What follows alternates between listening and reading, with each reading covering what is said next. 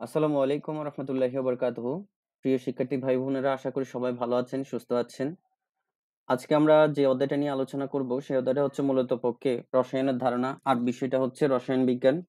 এটা হচ্ছে মূলত নবম এবং দশম শ্রেণীর বিজ্ঞান বিভাগের শিক্ষার্থীদের জন্য গুরুত্বপূর্ণ একটা বিষয়। এটাতে মূলত পক্ষে এমসিকিউ আসে মাঝে মাঝে, আবার শর্ট কোয়েশ্চেনও আসে, আবার মাঝে মাঝে দেখা যায় হচ্ছে সিকিউ আকারও বা সৃজনশীল আকারও দিয়ে থাকেন। তো এই অধ্যায়টা শুরু করার আগে একটা কথা বলে রাখি, এই অধ্যায়টার মধ্যে আমি যে পয়েন্টগুলো মার্ক করে রেখেছি, আপনারা যখন এই জিনিসটা দেখবেন, অর্থাৎ এই ভিডিওটা চেক করবেন, তখন মূলত পক্ষে ভিডিওটা দেখে দেখে ওই পয়েন্টগুলো মার্ক করে রাখবেন। এগুলো বিভিন্ন পরীক্ষার সময় আসে। এখান থেকে এমসিকিউ পাবেন, শর্ট কোয়েশ্চেনও পাবেন, আবার মাঝে মাঝে সিকিউ হয়ে থাকে। তো সবাই একটু সুন্দর মতো আমার লেকচারটা শোনার চেষ্টা করবেন, যাতে করে আপনারা প্রত্যেকটা পয়েন্ট ভালো করে বুঝতে পারেন। তো আমরা সর্বপ্রথম রসায়নের ধারণা পড়ার আগে বা যেকোনো অধ্যায় পড়ার আগে আমাদের একটা ধারণা নিতে হবে। যেমন আমাদের সামনে এখন যে বইগুলো আছে সেটা হচ্ছে জীববিজ্ঞান, পদার্থবিজ্ঞান, রসায়ন বিজ্ঞান, তারপর উচ্চতর গণিত, এরপর হচ্ছে সাধারণ গণিত। এগুলো হচ্ছে আমাদের সায়েন্সের স্টুডেন্টদের জন্য মোস্ট ইম্পর্টেন্ট কতগুলো বিষয়।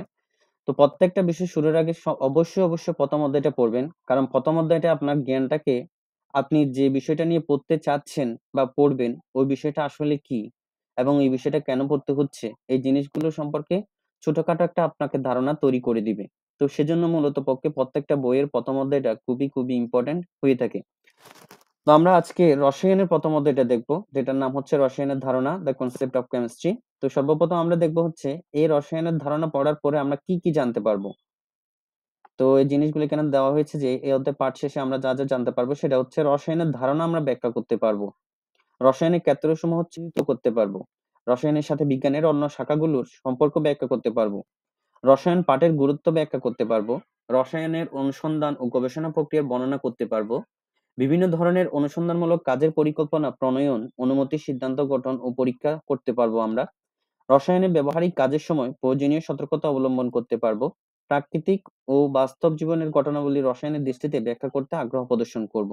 অর্থাৎ এক কথাই হচ্ছে প্রতিনিয়ত আমাদের সাথে পরিবেশের যে সম্পর্কটা রয়েছে, আমাদের সাথে পরিবেশের বিভিন্ন পার্টিকেলস এর যে সম্পর্কটা রয়েছে, এই রসায়নটা পড়ার পরে বা রসায়নের এই অধ্যায়টা পড়ার পরে আমরা বুঝতে পারবো যে আসলে আমাদের আশেপাশে যে জিনিসগুলো আছে এগুলো কি রসায়ন, অথবা এগুলোর সাথে রসায়ন, ফিজিক্স অর্থাৎ পদার্থবিজ্ঞান এবং বায়োলজি বা জীববিজ্ঞান এগুলোর সাথে কি সম্পর্ক রয়েছে, এটার একটা বেসিক কনসেপ্ট আমরা এই রসায়নের ধারণা অধ্যায়টা থেকে পাবো। তো সবাই চেষ্টা করবেন যে মনোযোগ সহকারে আমার কথাগুলো শোনার জন্য। আর এখানে যে প্রশ্নগুলো হাইলাইট করা হয়েছে ওই প্রশ্নগুলো চেষ্টা করবেন যে সুন্দর মতো আপনারা বইয়ের মধ্যে হাইলাইট করে রাখার জন্য। তো আমরা আমাদের প্রথম পয়েন্টের দিকে চলে যাই, সেটা হচ্ছে রসায়নের পরিচিতি, ইন্ট্রোডাকশন টু কেমিস্ট্রি। অর্থাৎ রসায়নের পরিচিতি এখানে আপনাকে বলবে হচ্ছে রসায়ন জিনিসটা আসলে কি, রসায়নটা শুরু হয়েছিল কোথায় থেকে এবং কেন আমাদের রসায়ন সম্পর্কে ধারণা নিতে হচ্ছে। তো বিজ্ঞানের একটি শাখা হলো প্রাকৃতিক বিজ্ঞান। এটাকে হাইলাইট করেছি কারণ এই পয়েন্টটা আসে এমসিকিউ এর মধ্যে, যে বিজ্ঞানের একটা শাখা কি, নিচের অপশন দেওয়া থাকে, তো এখান থেকে বেছে নিতে হয় প্রাকৃতিক বিজ্ঞান। তাহলে প্রাকৃতিক বিজ্ঞানটা কি এখন দেখবো আমরা, সেটা হচ্ছে যুক্তি দিয়ে পর্যবেক্ষণ করে অথবা পরীক্ষা নিরীক্ষার মাধ্যমে, যুক্তি দিয়ে পর্যবেক্ষণ করে অথবা পরীক্ষা নিরীক্ষার মাধ্যমে মূলত পক্ষে প্রাকৃতিক কোনো বিষয় সম্বন্ধে বোঝা বা তার ব্যাখ্যা দেয়া বা সে সম্বন্ধে ভবিষ্যৎবাণী করাই হলো প্রাকৃতিক বিজ্ঞান। তাহলে প্রাকৃতিক বিজ্ঞান কি বা প্রাকৃতিক বিজ্ঞানের কাজ কি, এটাই হচ্ছে প্রথম থেকে যুক্তি দিয়ে থেকে শুরু করে এটুক পর্যন্ত আপনারা একটু পড়ে তারপরে এই জিনিসটা নিজের মতো করে লিখতে পারবেন। এখন আসি পরবর্তী লাইন, যে রসায়ন প্রাকৃতিক বিজ্ঞানের একটা শাখা যেখানে পদার্থের গঠন, পদার্থের ধর্ম, পদার্থের পরিবর্তন নিয়ে আলোচনা করা হয়। তাহলে যেমন দিয়ে একটা উদাহরণ দেওয়া হয়েছে, কয়লা একটি পদার্থ, তাহলে পদার্থের গঠন, কয়লা একটা পদার্থ। এরপর হচ্ছে পদার্থের ধর্ম, কয়লার ভেতরে রয়েছে কার্বন, আমরা জানি কার্বনের বিভিন্ন ধর্ম রয়েছে। তাহলে পদার্থের ধর্ম এবং পদার্থের পরিবর্তন, তাহলে কয়লা পরিবর্তন হয়ে কিন্তু মূলত পক্ষে কার্বন কণা আমরা পাই, অর্থাৎ কয়লা থেকে আমরা কার্বন কণা পাই, তাহলে এটা একটা পদার্থের পরিবর্তন, কয়লা থেকে এটা পরিবর্তন হচ্ছে। এরপরে হচ্ছে এখানে কয়লার ভেতরে, অর্থাৎ এটা কেন যে একটা পদার্থ এই জিনিসটা বলতেছে, এখানে কয়লার ভেতরে কার্বন পরমাণুগুলো কিভাবে থাকে, কয়লা পোড়ালে কয়লা বাতাসের অক্সিজেনের সাথে বিক্রিয়া করে কিভাবে কার্বন ডাই অক্সাইড এবং তাপ উৎপন্ন করে। তাহলে একটা এখান থেকে একটা পয়েন্ট আপনারা মনে রাখবেন এবং এটাকে মার্ক করে রাখবেন, সেটা হচ্ছে কয়লাকে পোড়ালে কি হয়, কয়লাকে পোড়ালে কি হয়? তাহলে কয়লাকে পোড়ালে বাতাসের অক্সিজেনের সাথে সেটা বিক্রিয়া করে কার্বন ডাই অক্সাইড এবং তাপ উৎপন্ন করে। এই পয়েন্টটা মাথায় রাখবেন। এরপরে হচ্ছে পদার্থ তা জীব হোক বা জড় হোক সবই রসায়নের আলোচ্য বিষয়। প্রাকৃতিক বিজ্ঞানের পদার্থবিজ্ঞান, রসায়ন, উদ্ভিদবিদ্যা, প্রাণীবিদ্যা, অণুজীব বিজ্ঞান, জ্যোতির্বিজ্ঞান, মৃত্তিকা বিজ্ঞান ইত্যাদি শাখা রয়েছে। তুমি যে খাবার খাচ্ছ তার মধ্যে কি কি পদার্থ আছে বা তা কিভাবে কাজ করছে বা কিভাবে আছে সেটিও কিন্তু রসায়নের একটা আলোচ্য বিষয়। তোমরা অনেকেই স্বাদের সাইকেলটি যেটা কেনার সময় অনেক সুন্দর ছিল, কিছুদিন পরে এটা হচ্ছে কিছুদিন পরে সাইকেলের সেসব অংশ লোহার তৈরি ছিল, তার কোথাও কোথাও কেন মরিচা পড়ে গেছে, এগুলো রসায়নের কিন্তু বিষয়। এই বিশ্ব যখন সৃষ্টি হয়েছিল তখন থেকে রসায়নের যাত্রা শুরু হয়। তো এরপরের পয়েন্ট আমি হাইলাইট করেছি, এটা দেখেন, এটা ইম্পর্টেন্ট প্রশ্ন পয়েন্ট একটা। সেটা হচ্ছে তবে সম্ভবত প্রথম যেদিন দুটি পাথরকে ঘষে মানুষ আগুন জ্বালাতে শিখলো সেই সময় থেকেই এই রসায়নের উপর মানুষের নিয়ন্ত্রণ শুরু হয়েছে। অর্থাৎ রসায়নটা কি, রসায়ন বিষয়টা আসলে কি, সেই জিনিসটা তখন থেকে চিন্তা করা শুরু করেছেন মানুষরা। এরপর প্রাগৈতিহাসিক যুগ থেকে ধাতু নিষ্কাশন, মাটি পুড়িয়ে মাটির তৈরি বিভিন্ন জিনিসপত্র তৈরি করা হচ্ছে, বিভিন্ন গাছের নির্যাস থেকে ওষুধ আর সুগন্ধি জাতীয় দ্রব্য তৈরি করা হচ্ছে। এরপরে হচ্ছে এই পর্যন্ত পাওয়া তথ্য অনুযায়ী প্রথমে ব্যবহৃত ধাতু ছিল সোনা। এছাড়া সেই প্রাচীনকাল থেকে মানুষ তামা, কপার, রূপা, টিন এসব ধাতু ব্যবহার করে আসছে। এরপরে শুরুর সময়টা দেওয়া হয়েছে খ্রিস্টপূর্ব 3500 অব্দের দিকে কপার ও টিন ধাতুকে গলিয়ে তরলে পরিণত করে। এই জিনিসটাকে হাইলাইট করা হয়েছে কারণ এখানে বলা হবে যে আপনারা ব্রোঞ্জ কিভাবে তৈরি করা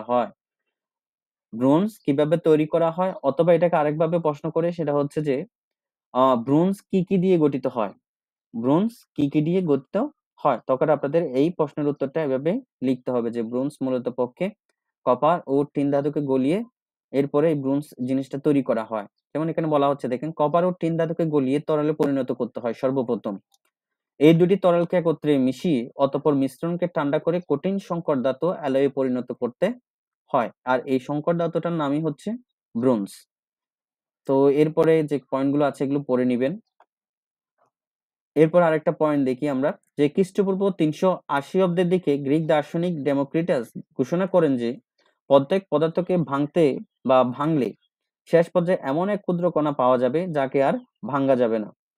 তাহলে এখানে কি বলা হলো, বলা হচ্ছে যে প্রত্যেকটা পদার্থকে যখন আমরা ভাঙবো তাহলে ভাঙতে ভাঙতে আমরা এমন একটা সময় পাবো যে সময়টা পরে আর কোনো অংশ বের হবে না। এরপরে তিনি এর নাম দেন, অর্থাৎ যে অংশটা একদম শেষ অংশ, তিনি ওই শেষ অংশের নাম দেন হচ্ছে অ্যাটম। অ্যাটম অর্থ হচ্ছে ইনডিভিজিবল বা অবিভাজ্য। তো এই পয়েন্টটা মাথায় রাখবেন। এখানে কতগুলো কালার আমি চেঞ্জ করে দিয়েছি। তো কালার চেঞ্জ করার কারণ হচ্ছে স্পেসিফিক্যালি ওই ওয়ার্ডগুলো আপনাদের বিভিন্ন পরীক্ষার মধ্যে আপনারা পাবেন। সেটা এমসিকিউর মধ্যে হতে পারে অথবা সেটা শর্ট কোশ্চেনের মধ্যেও হতে পারে, সেজন্য এটাকে বিভিন্নভাবে হাইলাইট করা হয়েছে। এখানে বলা হচ্ছে অ্যাটম শব্দের অর্থটা কি। অ্যাটম শব্দের অর্থটা হচ্ছে ইনডিভিজিবল বা অবিভাজ্য। এরপরে দেখেন প্রায় একই সময়ে ভারতীয় কোন দার্শনিক ডেমোক্রিটাসের মতো প্রায় একই ধারণা প্রকাশ করেছিলেন। অর্থাৎ ডেমোক্রিটাস যেমন বলেছে কোনো পদার্থকে ভাঙলে আমরা শেষ পর্যন্ত এটার একটা শেষ পর্যায়ে এসে এমন একটা ক্ষুদ্র কণা পাওয়া যাবে যেটার পরে আর কোনো কণা পাওয়া যাবে না, যেটার পরে আর কোনো কিছু সৃষ্টি হওয়া সম্ভব না। তো এই কথাটা কিন্তু ওই সময় ভারতীয় একজন দার্শনিক মূলত তার কথাটাকে সমর্থন করেছিল।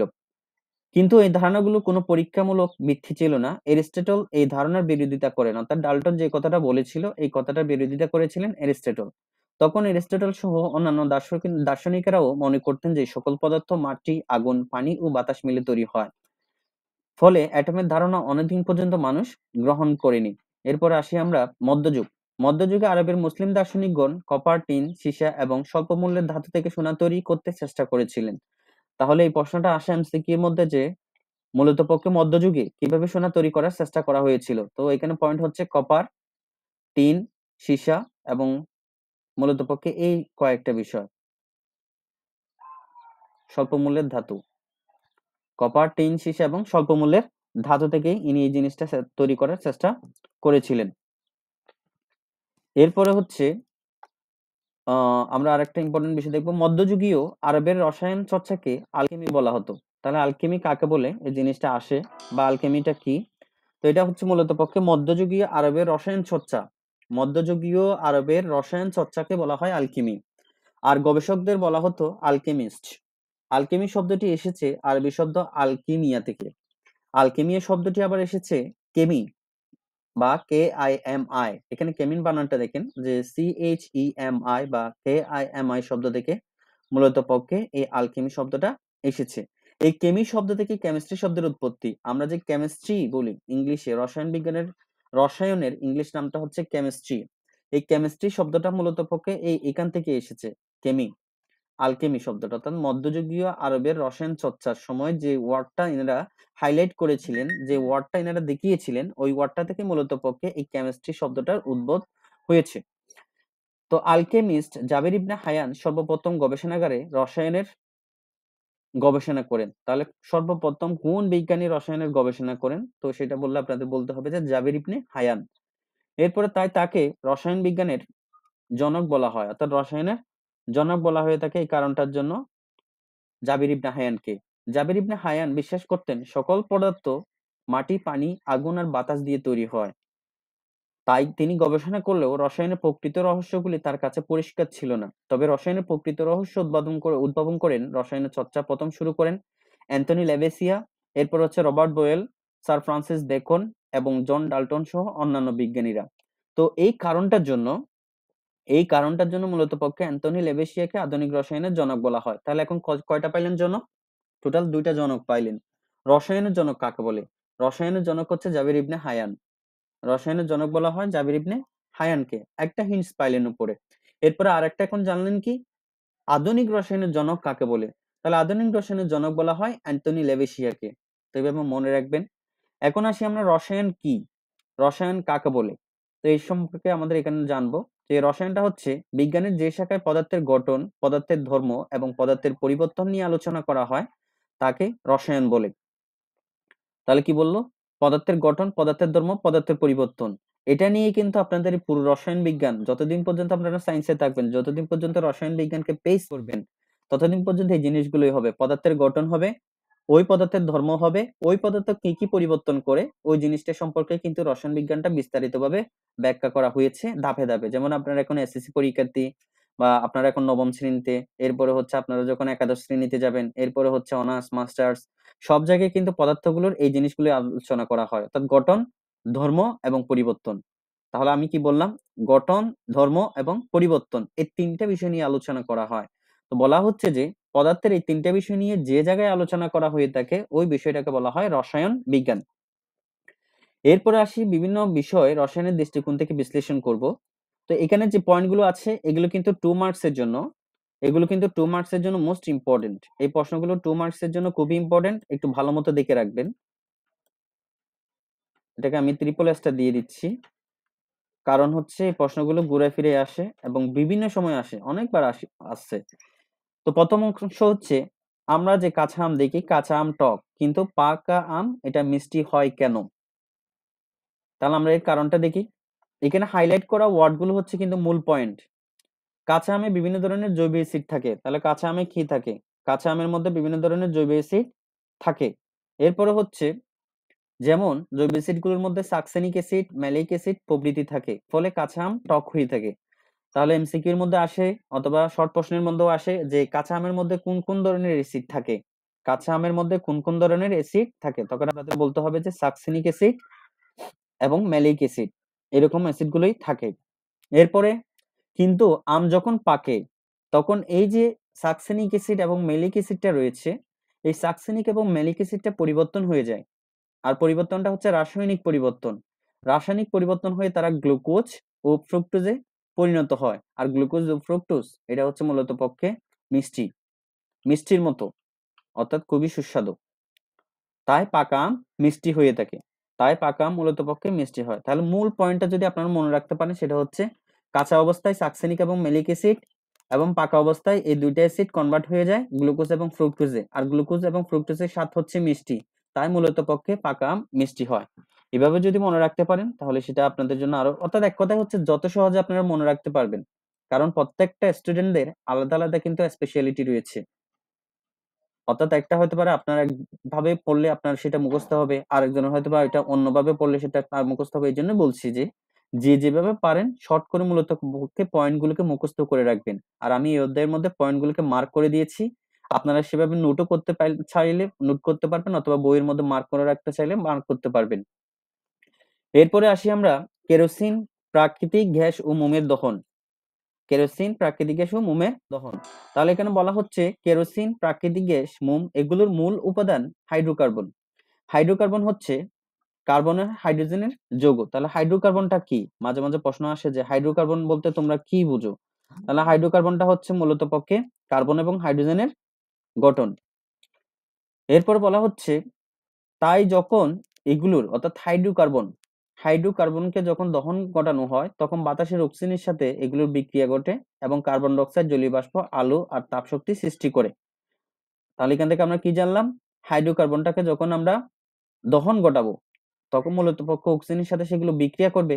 বিক্রিয়া করে কি উৎপন্ন করবে? কার্বন ডাই অক্সাইড উৎপন্ন করবে, জলীয় বাষ্প উৎপন্ন করবে, আলো আর তাপশক্তি সৃষ্টি করবে। এই চারটা বিষয় কি কি? কার্বন ডাই অক্সাইড, জলীয় বাষ্প, আলো আর তাপশক্তি। তো এগুলোকে যদি আপনি এই জিনিসগুলোর সাথে চিন্তা করেন, কেরোসিন সেম কাজ করে, প্রাকৃতিক গ্যাস সেম কাজ করে, মোমের দহন সেম কাজ করে, ঠিক আছে? অর্থাৎ কার্বন ডাই অক্সাইড, জলীয় বাষ্প, আলো আর তাপশক্তি সৃষ্টি করে থাকে। এরপরে আসি আমরা পেটের অ্যাসিডিটির জন্য অ্যান্টাসিড ওষুধটা খাওয়া হয় কেন? মোস্ট ইম্পর্টেন্ট একটা প্রশ্ন। এখানে যে দুইটা দেখতে পাচ্ছেন এই দুইটা থেকে এই জিনিসটা সবচেয়ে বেশি এসছে, বেশি আসছে এই প্রশ্নটা যে পেটের অ্যাসিডিটির জন্য অ্যান্টাসিড ওষুধটা খাওয়া হয় কিসের জন্য? তো অ্যান্টাসিড ওষুধটা খাওয়ার কারণ হচ্ছে পাকস্থলীতে অতিরিক্ত হাইড্রোক্লোরিক অ্যাসিড জমে যায়। অ্যাসিডিটি বলতে বোঝায় হচ্ছে পাকস্থলীতে অতিরিক্ত হাইড্রোক্লোরিক অ্যাসিড জমে যাওয়া। তাহলে এখন অতিরিক্ত হাইড্রোক্লোরিক অ্যাসিডটাকে প্রশমিত করতে হবে বা কমিয়ে আনতে হবে। তাহলে কমিয়ে আনবে কে? সেটা হচ্ছে অ্যান্টাসিড। এখন অ্যান্টাসিড কি নিয়ে গঠিত হয়? প্রশ্ন আসে যে অ্যান্টাসিড কি নিয়ে গঠিত হয়? অ্যান্টাসিড মূলত পক্ষে অ্যালুমিনিয়াম হাইড্রোক্সাইড ও ম্যাগনেসিয়াম হাইড্রোক্সাইড দিয়ে গঠিত হয়। এই প্রশ্নটাও আসে যে অ্যান্টাসিড কি নিয়ে গঠিত হয়? তাহলে অ্যান্টাসিড মূলত পক্ষে অ্যালুমিনিয়াম হাইড্রোক্সাইড ও ম্যাগনেসিয়াম হাইড্রোক্সাইড নিয়ে গঠিত হয়ে থাকে। তারপর হচ্ছে অ্যান্টাসিড কিসের জন্য খাওয়া হয়? অ্যান্টাসিডটা হচ্ছে মূলত পক্ষে পেটের অ্যাসিডিটি দূর করার জন্য মূলত অ্যান্টাসিডটা খাওয়া হয়ে থাকে। তো এরপরে আপনারা যখন যত হায়ার স্টাডিতে যাবেন বা যারা মেডিকেলে পড়ার স্বপ্ন রাখছেন বা যারা ফার্মাসিতে পড়ার স্বপ্ন রাখছেন, মূলত পক্ষে তারা এই অ্যান্টাসিড বিষয়টা কি এটা সম্পর্কে আরো সুন্দরভাবে জানতে পারবেন। তারপর হচ্ছে অ্যাসিডিটি কয় ধরনের হতে পারে এবং প্রত্যেকটার জন্য কোন কোন ধরনের ওষুধগুলো দরকার এসব কিছু সম্পর্কে জানতে পারবেন। তো সিম্পলি আপনাদের একটা কনসেপ্ট দেওয়ার জন্য এই অ্যান্টাসিডের নামটা এখানে উচ্চারণ করা হয়েছে এবং অ্যান্টাসিড ওষুধটা দিয়ে ব্যাখ্যা করা হয়েছে। এরপরে আসি আমরা রসায়নের পরিধি বা ক্ষেত্রসমূহ, দ্য স্কোপ অফ কেমিস্ট্রি। যখন এই পৃথিবীর প্রথম জন্ম হলো তখন পৃথিবী এমন ছিল না, পৃথিবী ছিল খুবই উত্তপ্ত। এরপর এটা পরিবর্তন হয়ে ধাপে ধাপে পরিবর্তন হয়ে মূলত পক্ষে বায়ুমণ্ডলের সৃষ্টি হয়েছে, পানির সৃষ্টি হয়েছে, হাজার হাজার রকমের পদার্থ সৃষ্টি হয়েছে। তাহলে প্রথমে পৃথিবীটা কিরকম ছিল? উত্তপ্ত অবস্থায় ছিল। এরপরে ধাপে ধাপে এটা তো পরিবর্তন হয়েছে। পরিবর্তন হওয়ার পরে বায়ুমণ্ডল সৃষ্টি হয়েছে, পানি সৃষ্টি হয়েছে, হাজার হাজার রকমের পদার্থ তৈরি হয়েছে। এরপরে আমরা আরেকটা পয়েন্ট দেখি যে প্রতিটি দেহ হলো একটি বড় রাসায়নিক কারখানা। অর্থাৎ আমরা যদি আমাদের নিজেদের দেহকে নিয়ে চিন্তা করি, তাহলে আমরা ইজিলি বলতে পারবো যে আমাদের দেহটা মূলত একটা রাসায়নিক কারখানা। কারণ চিন্তা করেন আমাদের দেহের মধ্যে কি আছে? জিনিসটা হচ্ছে আমরা যদি স্বাভাবিক দৃষ্টিতে এখন যদি আমরা আমাদের দিকে তাকাই তাহলে দেখবো কি হাতের মধ্যে চামড়া আছে, চামড়ার নিচে কি আছে? মাংস আছে, মাংসের নিচে কি আছে? হাড় আছে। আমরা এই জিনিসগুলো দেখবো। যখন হায়ার স্টাডিতে যাবেন তখন বুঝতে পারবেন যে এখানে আমরা যে চামড়াটা দেখছি এই চামড়াটা আসলে কি দিয়ে গঠিত হয়, চামড়াটা কেন সতেজ আছে। এরপর হচ্ছে মাংস, মাংসটা কি নিয়ে গঠিত হয়, মাংসটা কেন ঠিক থাকে। এরপরে নিচে যখন যাবেন তখন হচ্ছে হাড়, হাড়টা আসলে কি দিয়ে গঠিত হয়, হাড়টার গঠনের উপাদানগুলো কি কি। তো যখন একটু হায়ার স্টাডিতে যাবেন তখন মূলত পক্ষে বুঝতে পারবেন যে এই যে সব কিছু, এই সব জিনিসপত্র কিন্তু মূলত পক্ষে এই জিনিসগুলো রসায়নের উপাদান দিয়ে গঠিত হয়, রসায়নের উপাদান দিয়ে গঠিত হয়। এই জন্যই বলা হচ্ছে যে প্রতিটি দেহ হলো এক একটি বড় রাসায়নিক কারখানা। এরপরে আসি আমরা এখানে প্রতি মুহূর্তে ঘটে চলেছে অসংখ্য রাসায়নিক বিক্রিয়া। যেমন আমরা খাবার খাচ্ছি, খাবারটা ডাইজেস্ট হয়ে যাচ্ছে। এখন খাবারটা আমরা যেভাবে খাচ্ছি ওইভাবে যদি থেকে যেত তাহলে খাবারটার আমাদের হজম করতে কষ্ট হয়ে যেত না? উত্তর হচ্ছে হ্যাঁ, অবশ্যই আমাদের কষ্ট হয়ে যেত। এমন কি হতো যে যদি আমাদের এই কাজটা না হতো যে আমরা পানি পান করছি, পানিটার ভিতরে যাচ্ছে না, পানিটা শরীরের সব জায়গায় সাপ্লাই হচ্ছে না, তাহলে কি হতো? তাহলে এক কথায় হচ্ছে, যদি আমাদের শরীর বিভিন্ন ধরনের রাসায়নিক বিক্রিয়ার মাধ্যমে আমাদের শরীরের প্রয়োজনীয় দ্রব্যগুলোকে সে সুন্দরভাবে সব জায়গায় ছড়িয়ে ছিটিয়ে দিতে না পারতো, তাহলে অবশ্যই মানুষ টিকে থাকতে পারতো না। শুধুমাত্র মানুষ না, প্রাণীও টিকে থাকতো না। এমনকি উদ্ভিদও টিকে থাকতো না যদি সবকিছু সুন্দর মতো ঠিকঠাক ভাবে না চলতো। এরপর বলা হচ্ছে, আবার সভ্যতার অগ্রগতির সাথে সাথে মানুষ বিভিন্ন পদার্থের মধ্যে রাসায়নিক বিক্রিয়া ঘটিয়ে তৈরি করে চলেছে আমাদের ব্যবহারের জন্য বিভিন্ন ব্যবহারিক সামগ্রী। যেমন তুমি যে কাপড় পরছো, যে পেস্ট দিয়ে তুমি দাঁত পরিষ্কার করছো, যে চিরুনি দিয়ে তুমি চুল আঁচড়াচ্ছ, বা ত্বকে যে কসমেটিক্স তুমি ব্যবহার করছো, তা কিন্তু সবকিছুই রসায়নের অবদান। সবকিছু কিন্তু রসায়ন দিয়েই গঠিত হয়। রসায়ন বলতে কি? পদার্থ। পদার্থ দিয়েই গঠিত হয়। এছাড়া আমরা পরিষ্কারের কাজে যে সাবান, টয়লেট ক্লিনার, জীবন রক্ষার জন্য ব্যবহার করি বিভিন্ন ধরনের ওষুধ সামগ্রী, এই সব কিছু কিন্তু রসায়নের এক একটা অংশ। এরপর আরো অনেকগুলো উদাহরণ দেওয়া হয়েছে। এখন আসি আমরা রসায়নের কিছু ক্ষেত্র সম্পর্কে জানবো। তো রসায়নের ক্ষেত্রের মধ্যে প্রথমে বলা হচ্ছে বস্তু অথবা পদার্থ, এরপরে উপাদান, উৎস ও রাসায়নিক পরিবর্তন। এই চারটা একটু মুখস্থ রাখার চেষ্টা করবেন, তাহলে আপনাদের জন্য এটা ভালো হবে। তো এটা হচ্ছে বায়ু। বায়ুর উপাদান হচ্ছে প্রধানত অক্সিজেন। আমরা শ্বাস নেওয়ার সময় যে বায়ু গ্রহণ করি সেই বায়ুর অক্সিজেন শরীরের ভেতরে খাদ্য উপাদানের সাথে বিক্রিয়া করে শক্তি উৎপাদন করে থাকে। তাহলে অক্সিজেনটা কিসের জন্য দরকার? অক্সিজেনটা কিসের জন্য দরকার? অক্সিজেনটা আসলে কোন ধরনের বস্তু বা পদার্থ? এটা হচ্ছে মূলত পক্ষে বায়ু পদার্থ বা বায়বীয় পদার্থ। এরপরে হচ্ছে উৎস ও রাসায়নিক পরিবর্তন। অক্সিজেনটা কি করে? অক্সিজেনটা শরীরের ভেতরে খাদ্য উপাদানের সাথে বিক্রিয়া করে শক্তি উৎপাদন করে। অক্সিজেনটা যদি আমাদের বডির মধ্যে প্রবেশ না করতো, উদ্ভিদ যদি মূলত পক্ষে অক্সিজেনটা নিঃসৃত না করতো, তাহলে কিন্তু মূলত একটা বড় ধরনের সমস্যা হয়ে যেত। কারণ অক্সিজেনটার সহায়তায় মূলত পক্ষে শরীরের ভিতরে যে খাদ্য উপাদানগুলো রয়েছে, এই খাদ্য উপাদানগুলোর সাথে বিক্রিয়া করে এনার্জিটা তৈরি হয়। যার কারণে আমরা টিকে থাকতে পারি, আমরা ব্যালেন্সের মধ্যে থাকি। এরপর হচ্ছে খাবারের পানি। পানিটা আসলে কি? পানি সহ বিভিন্ন খনিজ লবণ। তাহলে পানি সহ বিভিন্ন খনিজ লবণ বলতে বোঝাচ্ছে পানির সাথে বিভিন্ন কিছু মিক্স থাকে। শুধুমাত্র মিনারেল থাকবে এই কথা না। পানির সাথে বিভিন্ন ধরনের উপাদান মিক্স থাকে এক্সট্রা। এরপরে এখানে বলা হচ্ছে পানি আমাদের শরীরে বিভিন্ন রাসায়নিক বিক্রিয়ায় অংশগ্রহণ করে থাকে। এটি শরীরের মধ্যে বিভিন্ন পদার্থে দ্রাবক হিসেবেও কাজ করে। জীবের শরীরের বেশিরভাগই পানি। শরীরের বিষাক্ত পদার্থ এই পানিতে দ্রবীভূত হয়ে প্রস্রাব ও ঘামের সাহায্যে শরীর থেকে বের হয়ে যায়। খাবারের পানিতে পানি ছাড়াও বিভিন্ন ধরনের খনিজ লবণ যেমন ক্যালসিয়াম, ম্যাগনেসিয়াম ইত্যাদি ধাতুর লবণ থাকে, যা আমাদের শরীরের জন্য বিশেষ উপকারী। তাহলে কি বললাম? প্রথম যে কথাটা বলেছি, শুধু পানিটা মিনারেল দিয়ে গঠিত নয়। শুধু পানিটা মিনারেল দিয়ে গঠিত নয়। পানির সাথে আরো উপাদান থাকে। কয়েকটা উপাদানের মধ্যে বলা হচ্ছে ক্যালসিয়াম, ম্যাগনেসিয়াম ইত্যাদি ধাতুর লবণ, যা আমাদের শরীরের জন্য বিশেষ একটা উপকার সাধন করে থাকে। এরপরে আমরা দেখব হচ্ছে সার।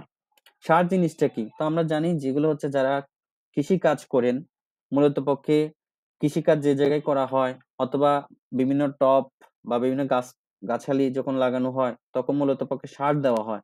এখন সারগুলোর বিভিন্নভাবে তৈরি করা হয়ে থাকে। এখানে চিত্রের মধ্যে দেখতে পাচ্ছেন ২ টার উদাহরণ দেওয়া হয়েছে। নাইট্রোজেন, অক্সিজেন, কার্বন এবং ফসফরাস দিয়ে তৈরি এক ধরনের সার। এরপর হচ্ছে ক্যালসিয়াম, ম্যাগনেসিয়াম, পটাশিয়াম দিয়ে তৈরি এক ধরনের সার। এগুলো আলাদা। দেখুন বলা হচ্ছে সারগুলো এই উপাদানগুলো থেকে তৈরি করা হয়। এই যে উপাদানগুলো দেখা যাচ্ছে এগুলো থেকে তৈরি করা হয়। উল্লিখিত মৌলগুলো উদ্ভিদের জন্য খুবই প্রয়োজনীয় উপাদান। তাহলে এখানে যে nitrogen, oxygen, carbon, phosphorus, calcium, magnesium, potassium দেখা যাচ্ছে, এই উপাদানগুলো বলা হচ্ছে যে খুবই গুরুত্বপূর্ণ উপাদান। কাদের জন্য? উদ্ভিদের জন্য। বিভিন্ন সারে এসব মৌলের যোগ থাকে, তাই বিভিন্ন ধরনের সার উদ্ভিদের প্রয়োজনীয় পুষ্টি প্রদান করে থাকে। ফলে ফসলের উৎপাদন ভালো হয়।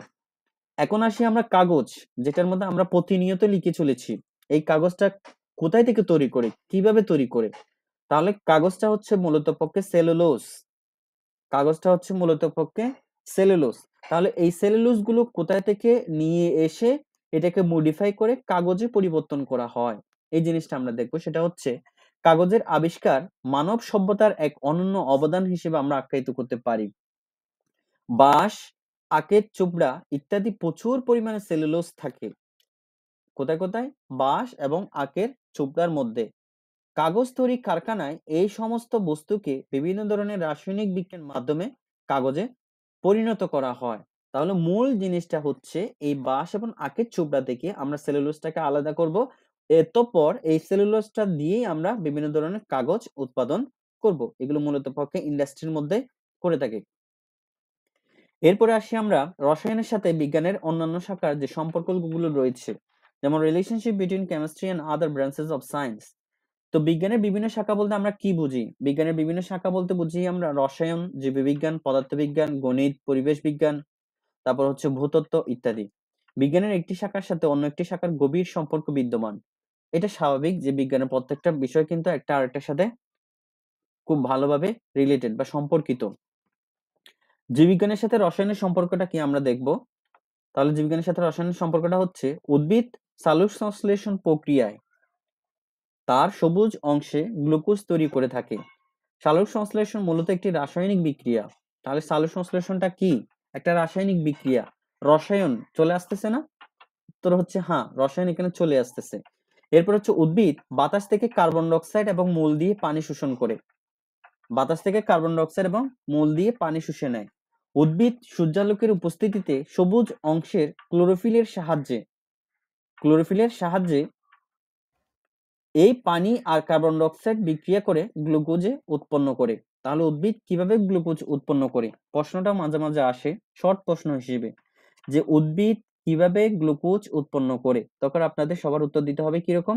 সূর্যালোকের উপস্থিতিতে সবুজ অংশের ক্লোরোফিলের সাহায্যে। আমরা গাছের মধ্যে দেখি না সবুজ অংশ?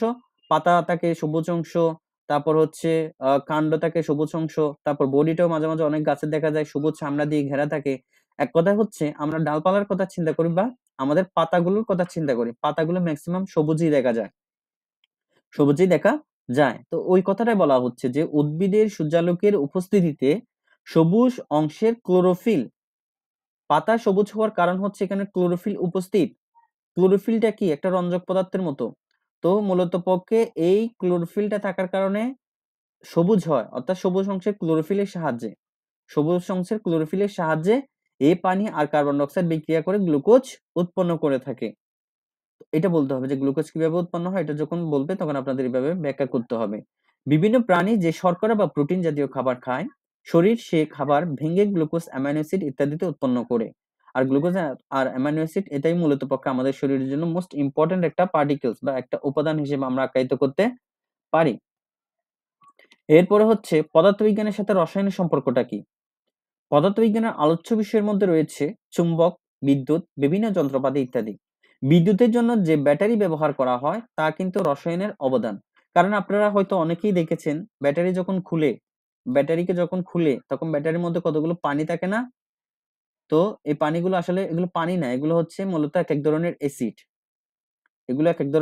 অ্যাসিড। ব্যাটারির পানি বলা হয়। এটা কথায় বলতে বলতে এই জিনিসটা পরিবর্তন হয়ে গেছে। ব্যাটারির পানি শেষ হয়ে গেছে, সেজন্য ব্যাটারি ভালোভাবে কাজ করছে না। আসলে সেটা হচ্ছে ব্যাটারির মধ্যে যে পানি বা তরলগুলো রয়েছে এই জিনিসগুলো হচ্ছে অ্যাসিড। এই জিনিসগুলো শেষ হয়ে যাওয়ার কারণে সুন্দর মতো ব্যাটারিটা কাজ করতে পারছে না বা একদম ড্যাম হয়ে গিয়েছে। এরপরে তেল, গ্যাস বা কয়লা পুড়িয়ে যে শক্তি উৎপন্ন হয় তা দিয়ে যানবাহন চলে। তেল, আরেকটা বলতেছি কি কয়লার ট্রেন ছিল, ইন্ডিয়ার মধ্যে ছিল, বাংলাদেশেও ছিল একসময়, কিন্তু এখন বর্তমানে নাই। তো কয়লা পুড়িয়ে যে শক্তি উৎপন্ন হয়, কয়লা দিয়ে কিন্তু এখন সবচেয়ে বেশি কাজ করে। আপনারা যারা হাতুড়ি তৈরি করে দেখেছেন, বিভিন্ন ধরনের অস্ত্রপাতি তৈরি করে দেখেছেন, অথবা যারা আমাদের গ্রামগঞ্জে বলি, শহরে বলি, যারা হচ্ছে যে মূলত পক্ষে বিভিন্ন ধরনের দা, ছুরি, বইটা এগুলো তৈরি করে, তাদের কাছে মূলত পক্ষে কয়লার ব্যবহারটা সবচেয়ে বেশি হয়। আবার মাঝে মাঝে দেখা যায় অনেক ইন্ডাস্ট্রির মধ্যে মূলত পক্ষে কয়লার ব্যবহার রয়েছে। অর্থাৎ এক কথায় কয়লার ব্যবহারটা খুবই গুরুত্বপূর্ণ। রসায়নে আবার পদার্থবিজ্ঞানের উপর নির্ভরশীল। ভৌত রসায়ন হলো রসায়নের একটি শাখা। ভৌত রসায়ন হচ্ছে রসায়নের একটি শাখা যার বিভিন্ন তত্ত্ব মূলত পদার্থবিজ্ঞানের বিভিন্ন তত্ত্ব এবং সূত্রের উপর ভিত্তি করে প্রতিষ্ঠিত হয়। তাহলে বলা হচ্ছে, প্রথমে বলা হয়েছিল পদার্থবিজ্ঞান রসায়ন বিজ্ঞানের উপর কিভাবে সম্পর্কিত, জড়িত আছে। তো এখানে উদাহরণ হিসেবে বলা হয়েছিল ব্যাটারির কথা। এখন বলা হচ্ছে যে রসায়নও ঠিক সেম ভাবে পদার্থবিজ্ঞানের উপর কিন্তু নির্ভরশীল। এটার একটা উদাহরণ দেওয়া হয়েছে লাস্টে। সেটা বলা হচ্ছে যে রসায়নের একটা বড় অবদান হচ্ছে ভৌত রসায়ন। ভৌত রসায়ন নামে একটা রসায়ন রয়েছে বা রসায়নের একটা অংশ রয়েছে, এই অংশটা কিন্তু ম্যাক্সিমাম যে ক্যালকুলেশন গুলো রয়েছে, যে তত্ত্বগুলো রয়েছে, এই তত্ত্বগুলো পদার্থবিজ্ঞানের তত্ত্ব এবং সূত্রের উপর ভিত্তি করেই তৈরি করা হয়। এরপরে আসি আমরা গণিতের সাথে রসায়নের সম্পর্ক। তো আপনারা যখনই কথা শুনতে পাচ্ছেন যে আবার কি বলে স্যারে যে গণিতের সাথে রসায়নের আবার সম্পর্ক হইতে পারে নাকি? গণিত এক জিনিস, রসায়ন আরেক জিনিস। না, গণিতের সাথেও রসায়নের সম্পর্ক আছে। গণিতের সাথে শুধু রসায়ন না, গণিতের সাথে আপনি বায়োলজি বলতে পারেন, গণিতের সাথে আপনি ফিজিক্স বলতে পারেন, গণিতের সাথে আপনি কেমিস্ট্রি বলতে পারেন।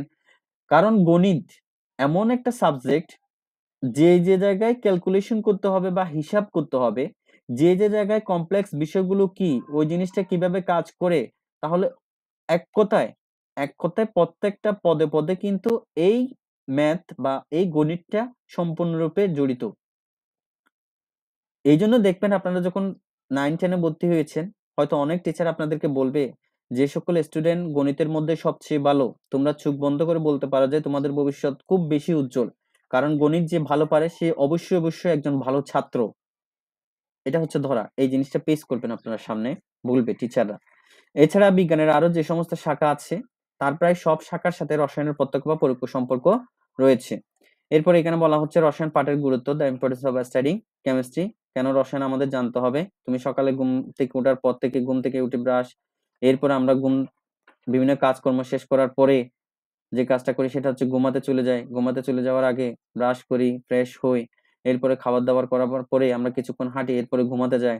এক কথায় হচ্ছে ফার্স্ট টু লাস্ট, ঘুম থেকে ওঠার পর থেকে শুরু করে ঘুমাতে যাওয়ার আগ পর্যন্ত সব জিনিসগুলি মূলত পক্ষে এই রসায়ন বিজ্ঞানের সাথে সম্পূর্ণরূপে এবং খুব ভালোভাবে জড়িত।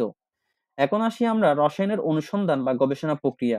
রসায়ন কিভাবে ধাপে ধাপে গবেষণা করে করে বড় হয়েছে, আজ পর্যন্ত এতটুকু পজিশনে এসেছে, এই অংশটুকুর মধ্যে মূলত পক্ষে এই জিনিসগুলো সম্পর্কে আলোচনা করা হয়। তো আপনারা সবাই এই জিনিসগুলো একটু পড়ে রাখবেন। এটা হচ্ছে গল্প পড়ার মতো পড়ে রাখবেন। তো এই জিনিসগুলো তখনই মনে থাকবে। এরপর ইম্পোর্টেন্ট পয়েন্ট গুলো এখানে লিখে দেওয়া হয়েছে। দেখেন যে এই ধরনের অন্য কোনো পরীক্ষা আগে করা হয়েছে এমন ধরনের গবেষণাপত্র ইন্টারনেট থেকে বা অন্য কোনোভাবে সংগ্রহ করে তা থেকে তোমরা ফলাফল সম্পর্কে আগে একটু অনুমান করে নিতে হবে। এরপরে তোমরা যে কাজটা করতে চাচ্ছ সেটা তোমাদের করতে যেতে হবে। তো এখানে একটা গবেষণার কথা বলা হচ্ছে। রসায়নের মধ্যে, ল্যাবের মধ্যে বা পরীক্ষাগারে কিভাবে কাজ করতে হয়। উদাহরণ হিসেবে বলা হচ্ছে ক্যালসিয়াম অক্সাইড পানিতে দ্রবীভূত হলে তাপ সৃষ্টি করে। ক্যালসিয়াম অক্সাইড পানিতে দ্রবীভূত হলে তাপ সৃষ্টি করে। এটা কিভাবে বুঝবো? ক্যালসিয়াম অক্সাইডকে পানিতে ঢেলে দিলাম। তাহলে তাপ সৃষ্টি হলো। এতে করে আমরা বুঝে গেলাম যে কি, হ্যাঁ, ক্যালসিয়াম অক্সাইড পানিতে দিলেই সেটা তাপ তৈরি করে। না, এইটা না। এটাকে রসায়ন বলা হয় না। আপনাকে গবেষণা করে দেখতে হবে। এটা নিয়ে অনেক বিজ্ঞানীরা গবেষণা করেছে। অনেক কষ্ট করে গবেষণা করেছে তারা। তারা দেখেছে যে মূলত পক্ষে কোন কারণটার জন্য ক্যালসিয়াম অক্সাইড পানির সাথে যুক্ত হওয়ার সাথে সাথে এটা তাপ সৃষ্টি করে। তো বলা হচ্ছে যখনই আপনারা এভাবে গবেষণা করতে যাবেন, তখন আপনাদের যেকোনো একটা জার্নালের হেল্প নিতে হবে। যেকোনো একটা আর্টিকেলের হেল্প নিতে হবে। এখন প্রশ্ন হতে পারে যে স্যার এখানে আর্টিকেলস এবং জার্নাল গুলো কি? আর্টিকেলস এবং জার্নাল গুলো হচ্ছে মূলত পক্ষে একেকজন বিজ্ঞানীর তৈরি করা একেকটা নথিপত্র। অর্থাৎ এই কাজটা এভাবে করতে হবে, এই কাজটা এভাবে করতে হবে, এই কাজটা যদি আপনারা এইভাবে করেন তাহলে একটা সুন্দর এবং খুব ভালো একটা ফলাফল পাবেন। এগুলো হচ্ছে নথিপত্র একেকটা সায়েন্টিস্টের। তো যখন এগুলো হায়ার স্টাডিতে যায় তখন এগুলোকে আর্টিকেল বলা হয়। একেকটা আর্টিকেল বলা হয়। তো এই কথাটা এখানে বলা হচ্ছে যে কেমিস্ট্রি ল্যাবের মধ্যে যখন প্র্যাকটিক্যাল করতে যাবেন তখন একেকটা আর্টিকেল অবশ্যই হাতে রাখবেন। ঠিক আছে? তো এখন আর্টিকেল গুলো মূলত পক্ষে আমাদের বইগুলোর মধ্যে সেটআপ করে দেয় যে কোন পরীক্ষাটা আমরা কিভাবে করব। এরপরেও আবার ব্যবহারিক বইও বের করে যে এই জিনিসগুলো এভাবে করতে হবে। এগুলো হচ্ছে একেকটা আর্টিকেল থেকে নেওয়া, কিভাবে করতে হবে প্রসেস গুলো। তো এরপরে এখানে একটা প্রসেস দেওয়া হয়েছে। এখানে একটা প্র্যাকটিক্যাল এর কথা বলা হয়েছে যে অ্যামোনিয়াম ক্লোরাইড পানিতে দ্রবীভূত করুন। তাহলে বিকারের মধ্যে দ্রবীভূত অ্যামোনিয়াম ক্লোরাইডের পরিমাণ কত। এরপরে তাপমাত্রা হচ্ছে কত আমরা পাবো 25 ডিগ্রি, 20 ডিগ্রি, 15 ডিগ্রি, 10 ডিগ্রি। অর্থাৎ 0 গ্রামের জন্য 25 ডিগ্রি টেম্পারেচার পাবো। 5 গ্রাম যখন দিব আমরা অ্যামোনিয়াম ক্লোরাইড তখন আমরা 20 ডিগ্রি টেম্পারেচার। এরপরে হচ্ছে 10 গ্রাম 15 ডিগ্রি সেন্টিগ্রেড। এরপরে হচ্ছে 15 গ্রাম 10 ডিগ্রি সেন্টিগ্রেড আমরা পাবো। এই জিনিসগুলোর কথা এখানে বলা হয়েছে। একটু পড়ে নিবেন কষ্ট করে। এতে করে আপনাদের এটা ক্লিয়ার হয়ে যাবে। এখানে এত বেশি কঠিন কোনো কিছু নাই। এরপরে একটা ফ্লো চার্ট দেওয়া হয়েছে। দেখেন একটা ডায়াগ্রাম দেওয়া হয়েছে। বিভিন্ন ধাপের একটা ডায়াগ্রাম দেওয়া হয়েছে। এই ডায়াগ্রামটার মধ্যে বলা হচ্ছে এটা রসায়নের অনুসন্ধান বা গবেষণা প্রক্রিয়ার বিভিন্ন ধাপ। রসায়নের গবেষণাটা কিভাবে করে এটার একটা ফ্লো চার্ট এখানে দেওয়া হলো। যে বিষয়বস্তু নির্ধারণ। প্রথমে বিষয় নির্ধারণ করতে হবে যে আপনি কি করবেন। তাহলে আপনাদের 9-10 এর একটা ল্যাবের পরীক্ষা আছে, সেটা হচ্ছে মূলত পক্ষে সাবান তৈরি করার পদ্ধতি। তাহলে সাবান তৈরি করার পদ্ধতি, তা আমি এটার সাথে উদাহরণ দিয়ে আমি এই জিনিসটাকে ব্যাখ্যা করি। সেটা হচ্ছে বিষয়বস্তু নির্ধারণ। তাহলে আমাদের বিষয় হচ্ছে কি, সাবান উৎপাদন করব। আচ্ছা গেল। এরপর হচ্ছে বই বা পূর্বের গবেষণাপত্রের সাহায্যে বিষয়বস্তু সম্পর্কে কিছু ধারণা নেওয়া। তাহলে সাবান কিভাবে তৈরি করে, এই পয়েন্টটা হচ্ছে সাবান কিভাবে তৈরি করে। তারপর সাবান তৈরি করার জন্য আমাকে কি কি উপাদানগুলো লাগবে, গ্লিসারিন হোক, সেটা অয়েল হোক, যে যে উপাদানগুলো লাগে আমাকে সেই জিনিসগুলো আগে থেকে একটা ধারণা রাখতে হবে যে এখানে এই উপাদানগুলো লাগবে, এবং এটা এতটুকু পরিমাণে লাগবে, গ্লিসারিন এতটুকু পরিমাণে লাগবে, পানি এতটুকু পরিমাণে লাগবে, অথবা অয়েল এতটুকু পরিমাণে লাগবে। এই জিনিসগুলো একটা আর্টিকেলস ঘেটে ভালো মতো দেখে তারপরে বলতেছে যে আমরা গবেষণার ক্ষেত্রে যাব। এটা দ্বিতীয় ধাপ। তৃতীয় ধাপ, প্রয়োজনীয় বস্তু ও পরীক্ষা নিরীক্ষা প্রণালী নির্ধারণ করতে হবে। অর্থাৎ আপনার এই জিনিসগুলো সাবান তৈরি করার জন্য আপনি প্রথমে সাবান তৈরি করবেন এটা সিদ্ধান্ত নিলেন। দ্বিতীয়ত আপনি সিদ্ধান্ত নিলেন সাবান তৈরি করার জন্য কোন কোন উপাদান লাগে। সাপোজ ধরলেন আপনার 5টা উপাদান লাগতেছে অথবা 3টা উপাদান লাগতেছে। 3টা উপাদান ধরলেন। তো এই 3টা উপাদান এখন কোথায় রেখে, কি বললাম, 3টে উপাদান কোথায় রেখে আপনি করবেন? এটা কি একটা প্লেটের মধ্যে করবেন নাকি একটা বিকারের মধ্যে করবেন? ঠিক আছে? ওই জিনিসটা বেছে নিতে হবে। তো এটা বলতেছে প্রয়োজনীয় বস্তু এবং পরীক্ষা প্রণালী নির্ধারণ করতে হবে যে কিভাবে আপনারা যাবেন। এরপর হচ্ছে পরীক্ষণ। আপনারা আপনাদের কাজ শুরু করে দিলেন এবং যে প্রসিডিউর আছে ওই প্রসিডিউর অনুসারে কাজটা সম্পাদন করার চেষ্টা করলেন বা করছেন। এরপরে যে কাজটা, ফাইনালি আপনি সাবান তৈরি করে ফেললেন। ফাইনালি সাবান তৈরি করার জন্য আপনার যা যা করতে হয় আপনি সবকিছু তৈরি করে রেডি করে ফেললেন। এরপরে যে কাজটা করতে হবে সেটা হচ্ছে তথ্য সংগ্রহ ও তথ্যের বিশ্লেষণ করতে হবে, যে আপনি কি কি কাজ করেছেন, কতটুকু কতটুকু পরিমাণে করেছেন এবং আপনার ফলাফলটা কি এসেছে। ওই জিনিসগুলোকে আপনাকে অ্যানালাইজ করে দেখতে হবে, লিখে ফেলতে হবে। লিখে ফেলতে হবে যাতে করে পরবর্তী যে কোনো সময় আপনাকে যখন টিচার জিজ্ঞেস করবে, ভাইবা বোর্ডে হোক বা আপনার যখন আপনার যে কোর্স টিচার থাকবে বা ল্যাবের জন্য যে টিচার দায়িত্বে রয়েছেন ইনি যখন জিজ্ঞেস করবে, যাতে করে আপনারা বলতে পারেন যে স্যার আমরা সাবানটা এইভাবে তৈরি করেছি।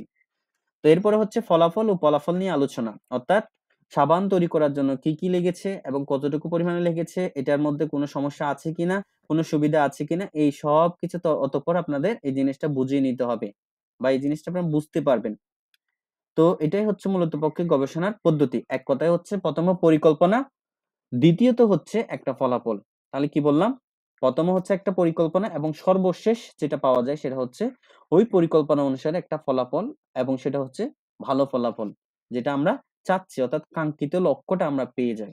তো এটাই হচ্ছে রসায়নিক গবেষণার একটা ধাপ।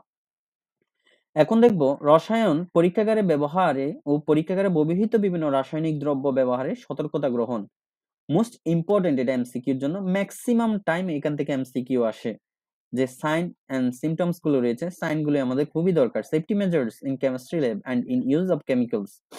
তো এখানে একটা প্রশ্ন বলা হচ্ছে, দেখেন যে ল্যাবরেটরি কাকে বলে বা পরীক্ষাগার বা গবেষণাগার কাকে বলে। এটার উত্তর হচ্ছে বিজ্ঞানের বিভিন্ন পরীক্ষা নিরীক্ষা এবং গবেষণা করা হয় যেখানে, এটাকে বলা হয় ল্যাবরেটরি। তাহলে কেমিস্ট্রি রসায়নের পরীক্ষা নিরীক্ষা যেখানে করা হয় তাহলে ওইটাকে বলা হবে রসায়ন গবেষণাগার। এরপরে এখানে বেশ কিছু কথা আছে, এগুলো পড়ে নিবেন। এগুলো চিহ্ন, অ্যাপ্রন, গগলস, তারপর হচ্ছে হ্যান্ড গ্লাভস, এরপর হচ্ছে মাস্ক, এই জিনিসগুলো এখানে পড়ে নিবেন, গ্লোবাল হ্যাজার্ড।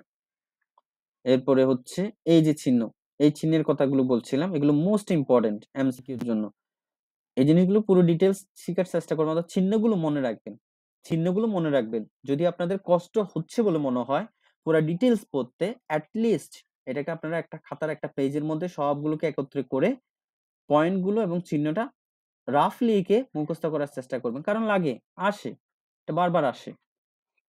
তো এই চিহ্নটি, চিহ্ন বিশিষ্ট পদার্থ থেকে খুবই সাবধান থাকতে হবে। অর্থাৎ এখানে বলা হচ্ছে এই চিহ্নটা আসলে কি, এটা হচ্ছে বিস্ফোরক পদার্থ। এইসব পদার্থ ব্যবহারের সময় মনে রাখতে হবে এইসব পদার্থে আঘাত লাগলে বা আগুন লাগলে প্রচন্ড বিস্ফোরণ হতে পারে, যার জন্য শরীর এবং গবেষণাগারে মারাত্মক ক্ষতি হতে পারে।